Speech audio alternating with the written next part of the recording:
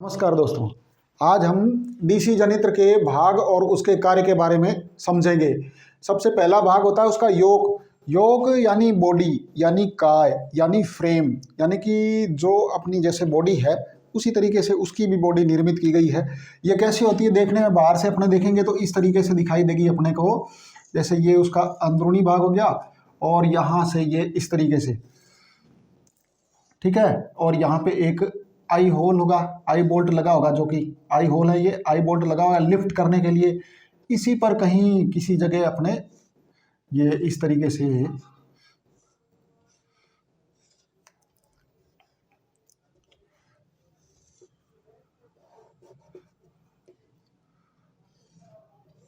ये terminal box हो जाएगा इसका। और यहाँ पे ये इसका लेग हो गया, ये इधर का लेग हो गया, ठीक है। और इधर इस साइड से ये लेग हो जाएगा इसका, और इस साइड से ये इस तरीके से ये इसका लेग बन जाएगा।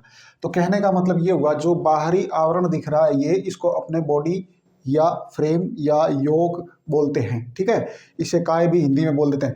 तो इसका काम क्या होता है? इसका प्रमुख रूप से दो काम होता है। एक तो अंदर जो इसके ध्रुव हैं, ध्रुवों को आधार प्रदान करना, जो ध्रुव लगाए गए हैं, पोल लगाए गए हैं, उनको आधार प्रदान करना। और दूसरा इससे चुंबकीय मार्ग प्रदान करना, चुंबकीय मार्ग में सहायता प्रदान करना।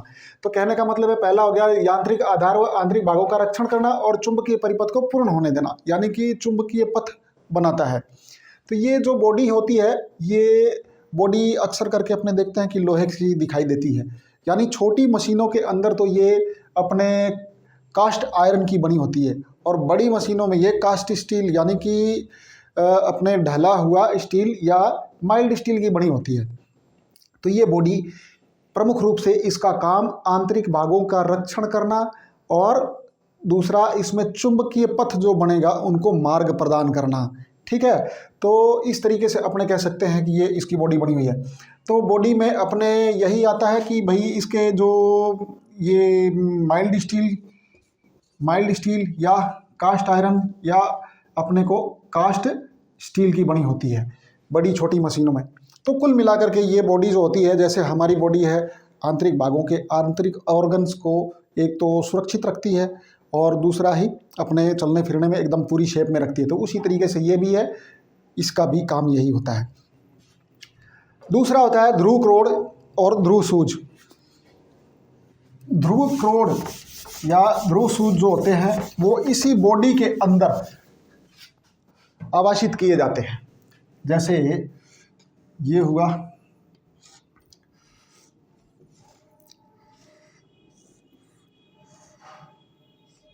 ठीक है।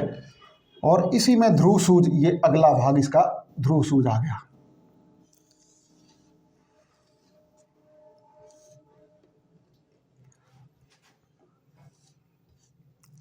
तो यहाँ पे ये जो भाग दिखाई दे रहा है ये क्या है? अपना ध्रुव क्रोड है। ध्रुव क्रोड ये हो गया, और ध्रुव क्रोड, और ये ध्रुव सूज हो गया, ठीक। ये जो ध्रुव क्रोड है ये अपने माइल्ड स्टील का जैसे बॉडी है उसी के अंदर ढाल दिया जाता है, या फिर इसे भी अपने पतलित लौह क्रोड का बनाया जा सकता है। यानी ये दो तरीके से बन गया। अपने कहने का मतलब ये हुआ, या तो ये पतली पतली पत्तियों द्वारा निर्मित किया होगा और स्टैंपिंग प्रक्रिया द्वारा इसको रिविटेड कर दिया जाएगा, या फिर ये ठोस लोहे का ही बना होगा। लेकिन प्रत्येक दशा में इसका ध्रुव सूज जो होगा ये हमेशा लेमिनेटेड आयरन कोर का ही बनेगा। लेमिनेटेड आयरन कोर का क्यों बनेगा?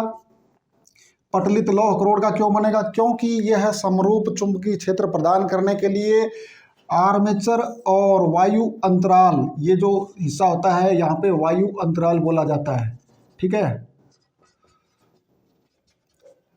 तो यहाँ से जो अपने यहाँ पे क्षेत्र कुंडल को आवासित करते हैं, इसके ऊपर क्षेत्र कुंडल को आवासित करते हैं, वो जब चुंबक बनाती है तो उस चुंबकीय बल रेखाओं को ये विस्तारित रूप से यानी कि पूरे बड़े रूप में ये फैलाते हुए आगे ले जाता है, और इस प्रकार से चुंबकीय पथ का निर्माण होता है।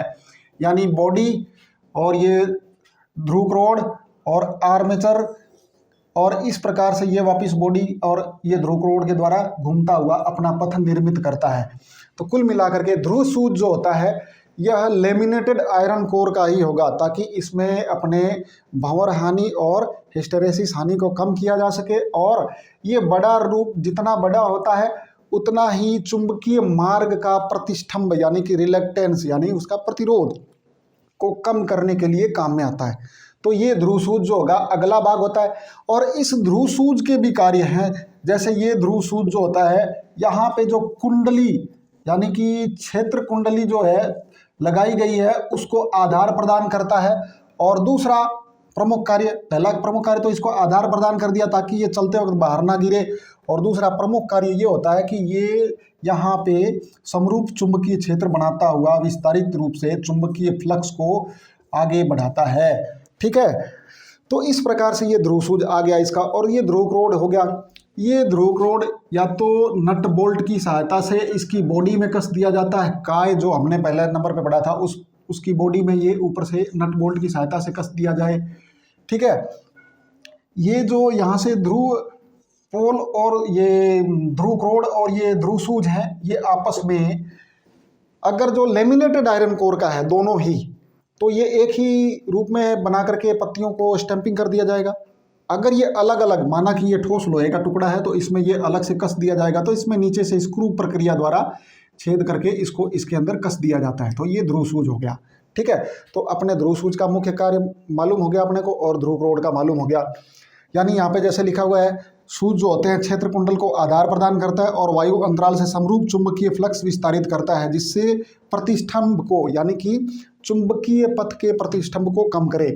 और ये जो पटलन होती है ये लेमिनेटेड आयरन कोर जो होती है ये 1 mm से 0.2 mm तक मोटाई में बनाई जाती है। कहने का मतलब ये हुआ कि इनको पतली पतली इसलिए बनाया जाता है कि हिस्टेरेसिस लॉस और भंवर हानि को कम किया जा सके। सिलिकॉन की मात्रा मिला दी हिस्टेरेसिस को कम करने के लिए और पतले पतले लोह क्रोड को यानी कि लेमिनेटेड कर दिया गया हिस्टेरेसिस हानि को कम करने के लिए। तो इस प्रकार से अपन इसके बारे में जानकारी किए। हाँ, अब यहाँ तक तो समझ आ गया। अब इसके अगला पॉइंट है ध्रुव कुंडल। ध्रुव कुंडल जो ये ध्रुव क्रोड होता है इसके ऊपर ध्रुव कुंडल लगाई जाती है। ध्रुव कुंडल को अपने कॉपर वायर के द्वारा तैयार किया जाता है या कॉपर की पट्टियों के द्वारा तैयार किया जाता है। और ये चौरस यानी एक फर्मे के ऊपर इस तरीके से फर्मा बना लिया और इस फर्मे के ऊपर इनको लपेट करके रख लिया।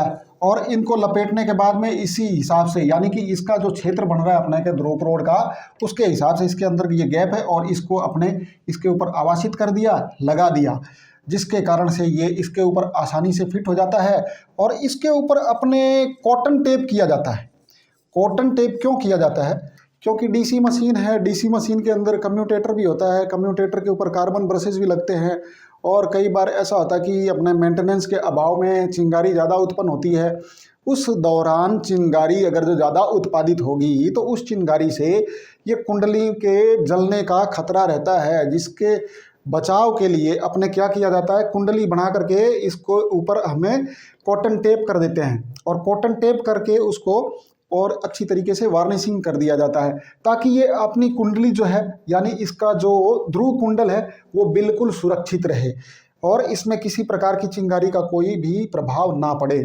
तो ध्रुव कुंडल जो होती है ध्रुव क्रोड के ऊपर आवासित की जाती है और ये एक फर्मे के द्वारा निर्मित की जाती है। फर्मा का मतलब ये हुआ कि लकड़ी का टुकड़ा, हमने जैसे कोई चौरस टुकड़ा ले लिया, इसके साइज का यानी ये लंबाई और चौड़ाई के साइज का लकड़ी का टुकड़ा ले लिया और उसको बीच में से कट कर लिया, बीच में कागज फंसा दिए, कौन से लेमिनेटेड या लेदराइज्ड पेपर लगा लिया और उसके ऊपर ये कोने थोड़े उसके मोड़ दिए गए, ठीक है, और उसके ऊपर हमने पेपर लगा करके उसके ऊपर तार को लपेट लिया तो वो एकदम हूबहू इसके शक्ल में यानी चौरस प्रकार का कुंडली बन जाएगी। तो इस तरीके से अपने ये ध्रुव क्रोड के ऊपर ध्रुव कुंडल लगा दिया जाता है। इसका प्रमुख कार्य क्या हुआ ध्रुव कुंडल का?